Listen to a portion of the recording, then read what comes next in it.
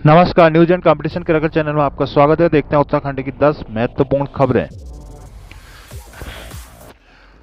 आम बजट में केंद्र सरकार ने केंद्रीय करों में राज्य का हिस्सा बढ़ाया। उत्तराखंड को मिलेंगे 2,500 करोड़।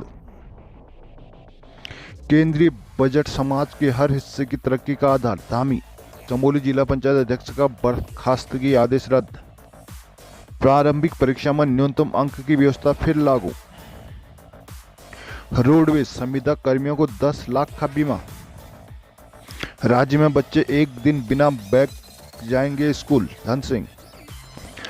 उत्तराखंड को मिलेंगे 4 नए नर्सिंग कॉलेज। Scrap policy. नए वाहन खरीदने को देगा मदद केंद्र। श्री अन्न कोदा खोलेगा रोजगार के द्वार। डिजिटल लाइब्रेरी से जुड़ेंगे सभी स्कूल कॉलेज। जामरानी बांध को झटका। रिंग रोड फिर अटकी। टनकपुर बागेश्वर रेल लाइन का भी इंतजार। सीमा से सटे 300 गांवों में पर्यटन विकास की उम्मीद। ब्लॉकों में प्रधानों ने की तालाबंदी। देहरादून। केंद्र सरकार ने केंद्रीय करों में राज्य का हिस्सा बढ़ा दिया, जिससे उत्तराखंड के राजस्व में सालाना 2,500 करोड़ रुपए तक का इजाफा होगा। इसके साथ ही केंद्र सरकार ने राज्यों को 50 साल तक के लिए मिलने वाला ब्याज मुक्त कर की अवधि 1 साल बढ़ा दी है। बजट में किए गए इस ऐलान से राज्य को 5,000 करोड़ के करीब अतिरिक्त बजट जरूरी खर्चों के लिए मिल जाएगा। उत्तराखंड को केंद्रीय करों में अंश के रूप में अभी तक सालाना करीब 9,000 करोड़ रुपए मिलते हैं, लेकिन अब केंद्रीय करों में राज्य का हिस्सा बढ़ा है। केंद्रीय करों में राज्य के हिस्से में की गई बढ़ोतरी के बाद अब राज्य को सालाना करीब 11,500 करोड़ रुपए राजस्व मिलेगा। वित्त मंत्री निर्मला सीतारमण ने बजट भाषण के दौरान ऐलान किया कि राज्यों को कोविड काल के दौरान 50 सालों के लिए दिया गया ब्याज मुक्त ऋण अब 1 साल और मिलेगा। इसका सीधा मतलब यह होगा कि इससे राज्य अब बैंकों से अपनी एसजीडीपी का 2% अतिरिक्त लोन ले पाएगा। राज्य की एसजीडीपी इस समय 3 लाख रुपए के करीब है। ऐसे में राज्य को 5,000 करोड़ के अतिरिक्त ब्याज मुक्त लोन की सुविधा मिल जाएगी। केंद्र सरकार ने राज्य को मिलने वाली जीएसटी क्षतिपूर्ति जून 2022 में बंद कर दी थी, जिससे राज्य को सालाना 5,000 करोड़ रुपए करीब का नुकसान हो रहा था, लेकिन अब ब्याज मुक्त लोन की सुविधा से राज्य को यह राशि जुटाने की सुविधा मिल गई है। मुख्यमंत्री पुष्कर सिंह धामी ने कहा कि आम बजट में किसान, मध्य वर्ग, महिला, कर्मचारी से लेकर समाज के सभी वर्गों के विकास की बुनियाद है। इस बजट से निश्चित तौर पर उत्तराखंड का पर्यटन क्षेत्र से तेजी से विकास कार्य करेंगे। उन्होंने केंद्रीय वित्त मंत्री निर्मला सीतारमण को बधाई देते हुए कहा कि प्रधानमंत्री नरेंद्र मोदी के नेतृत्व में आज भारत विश्व की सबसे तेजी से बढ़ती हुई अर्थव्यवस्था है। सरकार के प्रयासों से ही प्रति व्यक्ति आय दोगुनी से अधिक बढ़कर 1.97 लाख रुपये हो गई है। मोदी के कार्यकाल कि इन 9 वर्ष में भारतीय अर्थव्यवस्था दुनिया में 5वीं सबसे बड़ी अर्थव्यवस्था के रूप में बढ़ी है। मुख्यमंत्री धामी ने कहा कि केंद्रीय वित्त मंत्री ने इन सबका विकास का बजट पेश किया है। समावेशी विकास, वंचितों को वरीयता, बुनियादी ढांचे और निवेश क्षमता विस्तार, हरित विकास, युवा शक्ति और वित्तीय क्षेत्र को समर्पित ये बजट अमृत काल के विजन को दर्शाता है। उन्होंने कहा कि इसमें खाद्य पोषण सुरक्षा को सुनिश्चित रखते हुए अगले 1 साल तक सभी प्राथमिकता वाले परिवारों को मुफ्त अनाज की आपूर्ति का निर्णय अत्यंत सराहनीय है। राज्यों को 50 साल का मुफ्त कर्ज 1 और साल के लिए बढ़ाया गया है। ये केंद्र की टीम इंडिया की भावना को बताता है। धामी ने कहा कि युवा उद्यमों के कृषि स्टार्टअप को प्रोत्साहित करने के लिए कृषि कोष बनाया जाएगा। अगले 3 वर्षों में 1 करोड़ किसानों को प्राकृतिक खेती अपनाने के लिए सहायता मिलेगी। पशुपालन, डेयरी और मत्स्य पालन पर भी विशेष फोकस किया गया है। हाईकोर्ट ने चमोली की जिला पंचायत अध्यक्ष रंजनी भंडारी को बर्खास्त करने के आदेश को निरस्त कर दिया। साथ ही सरकार को पंचायती राज नियमावली का ठीक से पालन करने के निर्देश दिए।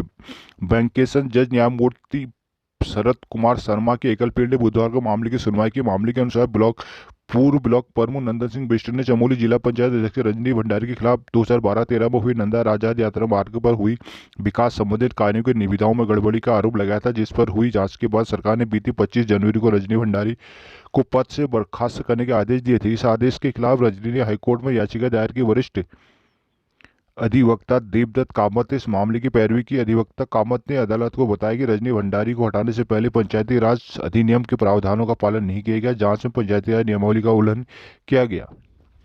स्कूली बच्चों के लिए भारी भरकम वस्तुओं का बोझ कम करने के लिए राज्य में संचालित सभी शिक्षा बोर्ड के साथ सरकार विचार विमर्श करेगी। स्कूली बच्चों का तनाव कम करने के उद्देश्य माह में 1 दिन बैग फ्री डे निर्धारित होगा। शिक्षा मंत्री डॉक्टर धन सिंह रावत ने बुधवार को उत्तराखंड अकादमिक शोध एवं प्रशिक्षण के निदेशालय और SCERT द्वारा आयोजित NEP 2020 कार्यशाला के उद्घाटन सत्र में यह बात कही। उन्होंने कहा कि पिछले कुछ वर्षों से स्कूली बच्चों के बस्तों का बोझ उनके वजन से भी ज़्यादा बढ़ गया है, जिसका कम करना उनके सर्वांगीण विकास के लिए आवश्यक हो गया है।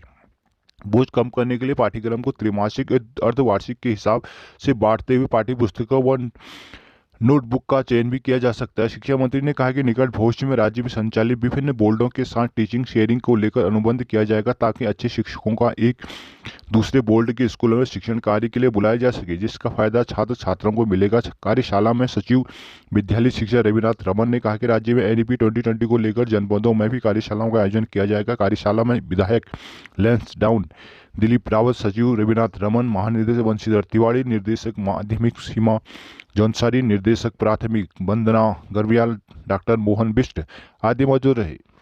उत्तराखंड रोडवेज संविदा विशेष श्रेणी कर्मचारियों को 10 लाख रुपए का बीमा करेगा। इसका प्रीमियम रोडवेज खुद जमा करेगा। कर्मचारियों का बीमा करने के लिए डाक विभाग आगे आया है। रोडवेज प्रबंधन गुरुवार को डाक अधिकारी के साथ वर्चुअल बैठक कर बीमा के फैसले पर अंतिम मोहर लगाएगा। रोडवेज में करीब 3000 से ज्यादा संविदा और विशेष श्रेणी कर्मचारी कार्यरत है। हाल ही में रोडवेज कर्मचारी संयुक्त मोर्चा ने कर्मचारी का बीमा करने समेत विभिन्न मांगों को लेकर प्रबंधन को आंदोलन का नोटिस थमाया, लेकिन वार्ता के बाद 13 सूत्रीय मांगों में सहमति बनने के बाद कर्मचारियों ने आंदोलन स्थगित कर दिया, जिसमें मुख्य विशेष बिंदु 13 में कर्मचारियों का बीमा करवाने का उल्लेख है, जिसमें प्रबंधन ने पहले चरण में संविदा और विशेष श्रेणी कर्मचारी का बीमा कराने की तैयारी शुरू कर दी। इसके लिए बीमा कंपनी, बैंक और डाक विभाग से प्रस्ताव मांगे थे। डाक विभाग ने रोडवेज को अपना प्रस्ताव दे दिया। गुरुवार को रोडवेज के अधिकारियों की डाक अधिकारियों के साथ वर्चुअल बैठक होगी। उत्तराखंड लोक सेवा आयोग ने विभिन्न भर्ती परीक्षाओं की प्रारंभिक और स्क्रीनिंग परीक्षा में न्यूनतम अंक लाने की व्यवस्था करीब 3.5 साल बाद फिर लागू कर दिया। उत्तराखंड लोक सेवा आयोग के सचिव गिरधारी सिंह रावत ने बताया कि आयोग की परीक्षा परिणाम निर्माण प्रक्रिया नियमावली 2012 के अनुसार प्रारंभिक स्क्रीनिंग परीक्षा में अनारक्षित श्रेणी को 35, अन्य पिछड़ा वर्ग है उससे संबंधित उप श्रेणी के अभ्यर्थी को 30 और अनुसूचित जाति और जनजाति से संबंधित अभ्यर्थी को 25% अंक लाना अनिवार्य था। अनिवार्य आयोग की ओर से इस व्यवस्था को 26 जून 2019 को हटा दिया गया। इसके बाद पदों के हिसाब कट ऑफ तय की जाती थी, लेकिन लोक सेवा आयोग ने विचार विमर्श के बाद एक बार फिर से पुरानी व्यवस्था लागू कर दिया। लोक सेवा आयोग ने नियमावली 2022 में संशोधित कर आयोग की नियमावली 2012 के अनुसार आयोग की प्रारंभिक और स्क्रीन परीक्षा में न्यूनतम अंक लाने की व्यवस्था को लागू कर दिया। हरिद्वार उत्तराखंड लोक सेवा आयोग ने पीछे 2021 की मुख्य परीक्षा के लिए परीक्षा शुल्क जमा न करने पर 603 अभ्यर्थियों के अभ्यर्थन को निरस्त कर दिया, परीक्षा से बाहर कर दिया है। आयोग की ओर से मुख्य परीक्षा का शुल्क जमा न करने वाले अभ्यर्थियों को अनुक्रमांक भी जारी कर दिए गए। आयोग की ओर से पीछे 2021 की मुख्य परीक्षा का आयोजन 23 से 26 फरवरी के बीच कराया जाएगा। आयोग के सचिव गिरधारी सिंह रावत ने बताया कि 603 अभ्यर्थियों की ओर से पीसीएस 2021 की मुख्य परीक्षा का 603 परीक्षार्थियों की मुख्य परीक्षा का परीक्षा शुल्क जमा नहीं किए जाने पर उनका अभ्यर्थन निरस्त कर वेबसाइट पर सूचना अपलोड कर दी गई है। उत्तराखंड को मिलेंगे सरकारी नर्सिंग कॉलेज। केंद्रीय बजट में नए नर्सिंग कॉलेज खोलने के ऐलान से उत्तराखंड में भी 5 और मेडिकल कॉलेज खोलने का रास्ता साफ हो गया, जिससे न केवल राज्य के युवाओं को कम फीस में नर्सिंग कोर्स करने का मौका मिलेगा, बल्कि सरकारी और प्राइवेट अस्पतालों के लिए प्रशिक्षित स्टाफ नर्स भी उपलब्ध हो जाएंगी। केंद्र में नरेंद्र मोदी के नेतृत्व में सरकार बनने के बाद उत्तराखंड के 4 मेडिकल कॉलेज मंजूर हुए। अब इन सभी कॉलेज में नर्सिंग कॉलेज भी शुरू होंगे। उत्तराखंड में वर्तमान में नर्सिंग के 8 सरकारी कॉलेज है। अब 4 और नए नर्सिंग कॉलेज खुलने के बाद युवाओं के सामने अधिक विकल्प होंगे। प्राइवेट कॉलेजों के मुकाबले इन कॉलेजों में फीस काफ़ी कम होने से युवाओं को राहत मिलेगी। साथ ही राज्य को भी अस्पतालों के लिए प्रशिक्षित नर्स भी उपलब्ध आसानी से हो जाएंगी। इस संबंध में राज्य के स्वास्थ्य मंत्री डॉक्टर धन सिंह रावत ने कहा कि नए नर्सिंग कॉलेज खुलने से प्रदेश को बहुत लाभ होगा। युवाओं को नर्सिंग कोर्स के लिए जहां नए विकल्प मिलेंगे, वही नर्स की उपलब्धता बढ़ने से राज्य में चिकित्सा शिक्षा का ढांचा और मजबूत होगा। बजट में सरकारी प्राइवेट सेक्टर में नई लैब के विकास को लेकर प्रावधान किया गया है, जिससे उत्तराखंड में नई ICMR अप्रूव लैब के खुलने का रास्ता साफ हो जाएगा। केंद्र सरकार ने फार्मास्यूटिकल सेक्टर के विकास को लेकर भी घोषणा की। क्षेत्र में निवेश बढ़ने का लाभ उत्तराखंड को भी मिलेगा। राज्य सरकार भी फार्मा और मेडिसिटी निर्माण पर फोकस कर रही है। कृषि, पर्यटन और MSME सेक्टर में उत्तराखंड अपने संसाधनों को बेहतर प्रयोग कर केंद्रीय योजनाओं का लाभ उठा सकता है, यानी काम केंद्र का होगा और फायदा उत्तराखंड को मिलेगा। यह उत्तराखंड के लिए संभावनाओं का बजट है। जिस गति से कमाई घटी है, महंगाई बढ़ी है, रोजगार के मौके भी कम हुए हैं, लोग आज भी बुनियादी विकास से संघर्ष कर रहे हैं। सबके बीच बजट से जगी उम्मीदों को बेहतर उपयोग किया जाता है तो उत्तराखंड की तस्वीर और तकदीर बदल सकती है। वैसे असल स्थिति कुछ महीनों बाद सामने आएगी, जब राज्य इन योजनाओं का क्रियान्वयन करेंगे।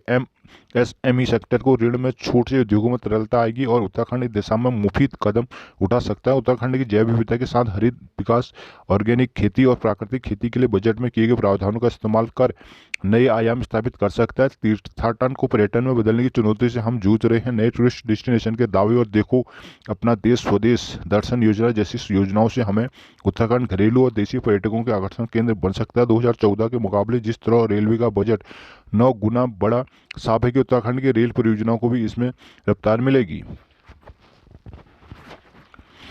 स्क्रैप पॉलिसी के तहत 1 अप्रैल 2023 से कबाड़ के दायरे में आने जा रहे सरकारी वाहनों को बदलने में केंद्र सरकार राहत देगी। इससे राज्य में कबाड़ की श्रेणी में आने वाले 5,000 से ज्यादा वाहनों के स्थान पर नए वाहन खरीदने में कुछ आर्थिक बोझ कम होगा। खासकर एम्बुलेंस को बदलने के लिए सहायता देने के प्रावधान से नई एम्बुलेंस लेना आसान हो जाएगा। स्क्रैप पॉलिसी के तहत 31 मार्च 2023 को 15 साल की आयु पूरी कर चुके वाहनों का रजिस्ट्रेशन रद्द होने जा रहा है। केंद्र और राज्य सरकार इसके लिए अधीन काम करने वाली निकाय आदि के वाहन इसके दायरे में आ रहे हैं। प्राइवेट सेक्टर के वाहनों का भी अभी इसमें बाहर रखा गया है। इसके साथ ही कानून व्यवस्था, राष्ट्रीय सुरक्षा से जुड़े विशेष प्रकार के वाहन के स्क्रैप पॉलिसी बाहर हैं। परिवहन सूत्रों के अनुसार राज्य में विभिन्न सरकारी विभागों में स्क्रैप पॉलिसी के अधीन आ रहे वाहनों की संख्या काफी ज्यादा है। 5,000 के करीब वाहन इसके दायरे में आ सकते हैं। इन वाहनों की जगह नए वाहन खरीदने के लिए सरकार को लाखों रुपए का अतिरिक्त बजट खर्च करना होगा। वित्त मंत्री ने बजट भाषण में कहा कि प्रदूषण नियंत्रण के लिहाज से पुराने वाहनों को बदलना जरूरी है, लेकिन केंद्र सरकार राज्यों को पुराने वाहनों और एम्बुलेंस को बदलने के लिए सहायता देगी।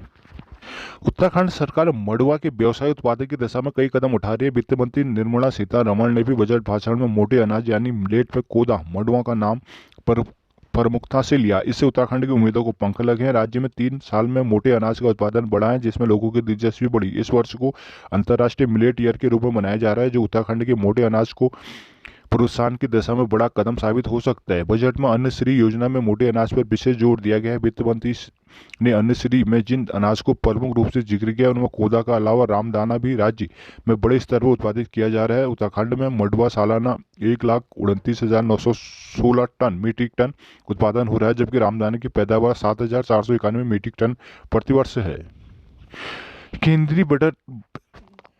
केंद्रीय बजट में देश में 50 नए पर्यटन स्थल विकसित करने का ऐलान किया गया है। वित्त मंत्री की इस घोषणा से राज्य को उम्मीद है कि इसके कई शहरों को इस योजना का लाभ मिलेगा। उत्तराखंड के कई शहर पर्यटन के लिहाज से देशी विदेशी पर्यटकों से अभी एक अलग पहचान बना पाएंगे। केंद्रीय बजट में ऐलान किया गया कि पर्यटन के लिहाज से 50 ऐसे नए स्थानों को चयन किया जाएगा जहाँ एक साथ पर्यटन की कई गतिविधियां विकसित की जा सके, साथ ही एक नए विजन के साथ पर्यटन स्थल विकसित किए जा सके। ऐसे 50 नए स्थानों का चयन प्रतिस्पर्धा के माध्यम से होगा। जिन शहरों का चयन होगा वहाँ कनेक्टिविटी सिस्टम को मजबूत किया जाएगा, वर्चुअल कनेक्टिविटी भी मजबूत की जाएगी, जिससे टूरिस्ट गाइड को और बढ़ावा मिलेगा। इन स्थानों में फूड स्ट्रीट व्यवस्था सुधारी जाएगी, पर्यटक सुरक्षा के उच्च मानकों का पालन कराया जाएगा। हर पर्यटन स्थल को एक संपूर्ण पैकेज के रूप में विकसित किया जाएगा, जिसका मकसद पर्यटन विकास के लिए घरेलू पर्यटकों के साथ ही विदेशी पर्यटकों पर फोकस करना होगा।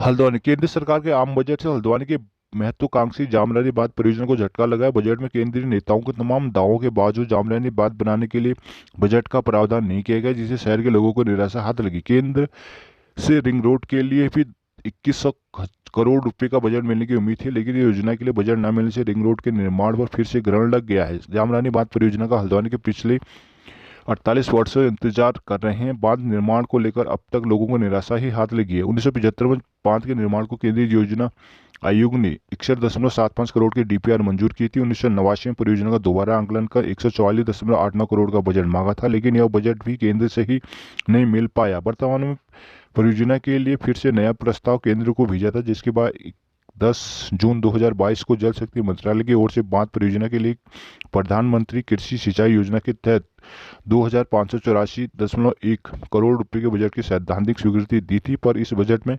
जामरानी बांध के लिए बजट मिलने की उम्मीद जताई जा रही थी, लेकिन बजट में बांध के लिए कोई प्रावधान न करने से लोगों को निराशा ही हाथ लगी। प्रधानमंत्री कृषि सिंचाई योजना का ही बजट कम होने से बांध परियोजना निर्माण को केवल सवाल उठने लगे हैं। उधर तत्कालीन सीएम त्रिवेंद्र रावत ने 22 अप्रैल 2017 को हल्द्वानी शहर को जाम की समस्या से निजात दिलाने को रिंग रोड की घोषणा की थी। तब इसके लिए 400 करोड़ रुपए के बजट का प्रावधान कर योजना को केंद्र की मदद से पूरा करने का निर्णय लिया गया था। योजना की शुरुआत से सर्वे और भौतिक परीक्षण में तेजी से काम हुआ, मगर फिर मामला अटक गया। अंतिम सर्वे के मुताबिक रिंग रोड को 2100 करोड़ का बजट चाहिए।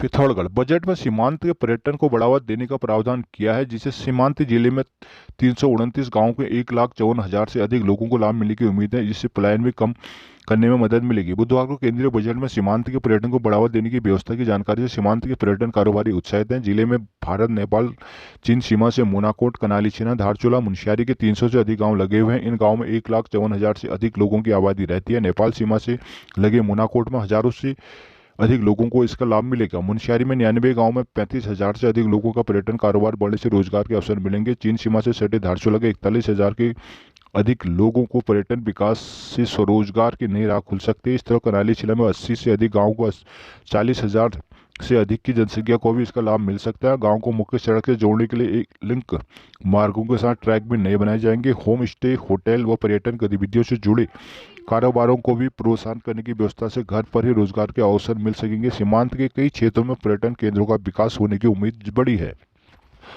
हल्द्वानी वित्त वर्ष 2023-24 के आम बजट में उत्तराखंड को अपने कई महत्वपूर्ण रेल प्रोजेक्टों को लेकर भी उम्मीदें थी। चंपावत, बागेश्वर, टनकपुर के लोग सुबह से टकटकी लगाए वित्त मंत्री को सुन रहे थे। हाँ, हो भी क्यों ना, आखिर 112 साल से टनकपुर बागेश्वर रेल लाइन बिछने की उम्मीद जो थी। करीब 1 घंटा 27 मिनट का भाषण सुनने के बाद लोगों के चेहरे में मायूसी नजर आई। बजट में इस प्रोजेक्ट का कहीं कोई जिक्र नहीं था। पिछले साल विधानसभा चुनाव में प्रधानमंत्री नरेंद्र मोदी ने उत्तराखंड के रेल प्रोजेक्ट को लेकर जिस तरह गंभीरता जाहिर की थी, उसे लग रहा था कि इस बार केंद्र सरकार टनकपुर बागेश्वर प्रोजेक्ट में निर्णय ले सकती है। सीएम पुष्कर धामी इसके लिए केंद्र सरकार से पैरवी कर चुके हैं, लेकिन यह पैरवी फिलहाल काम आती नजर नहीं आ रही। हल्द्वानी भीमताल जिले भर में ग्राम प्रधानों ने बुधवार को ब्लॉक कार्यालय में तालाबंदी की अधिकारियों को ज्ञापन सौंपकर अपनी मांगों को जोर जोर से उठाया। हल्द्वानी में ग्राम प्रधान संगठन ने सुबह 10 बजे बुधवार ब्लॉक कार्यालय के खुलते तालाबंदी कर दी। कहा कि कोरोना काल में काम करने के बावजूद उन्हें कोरोना वॉरियर घोषित नहीं किया गया। मनरेगा में काम करने वालों की हर रोज ऑनलाइन हाजिरी जरूरी कर दी है। राज्य का अधिकांश क्षेत्र नेटवर्क के लिहाज से पिछड़ा होने से इसे लागू कर पाना किसी भी हालत में संभव नहीं है। राज्य और केंद्र बीच के बजट में लगातार कटौती की जा रही है, जिससे पंचायतों के कार्य प्रभावित हो रहे हैं। रामलाल सीमा पाठक, केशव पंत, भोपाल बिष्ट आदि मौजूद रहे।